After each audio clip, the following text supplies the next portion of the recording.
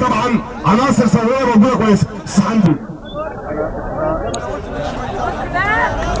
يعني يا جماعه احنا شفنا الحكومه بتاعتنا وجماعه الاخوان المسلمين كانوا بيقولوا ايه؟ افتح لنا الحدود يا مبارك عشان نحرر القدس. كانوا بيقولوا على القدس رايحين شهداء بالملايين. كذابين. طب مين اللي مخليك مانع تفتح الحدود يا مرسي دلوقتي عشان تروحوا تحرروا القدس وتريحونا منكم؟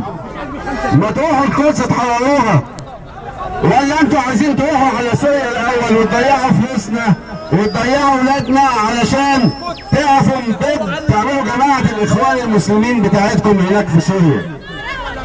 احنا عايزين نروح القدس خلي حسني مبارك يفتح لنا الحدود. طب يا مرسي افتح الحدود انت بقى، انت قافلها ليه؟ ولا عشان اهلك وعشيرتك هناك في اسرائيل؟ ايه الحال؟ ايه الحال؟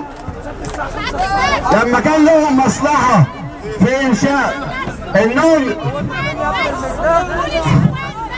الاخوان بس، لا نقول الاخوان الغير مسلمين، الاخوان الغير مسلمين. انت لما حبوا يعملوا قالوا هنعمل حفله في الغردقه جابوا دول شهيد خونت المسلمين زي الاخر الاستاذ ما بيقول فعلا.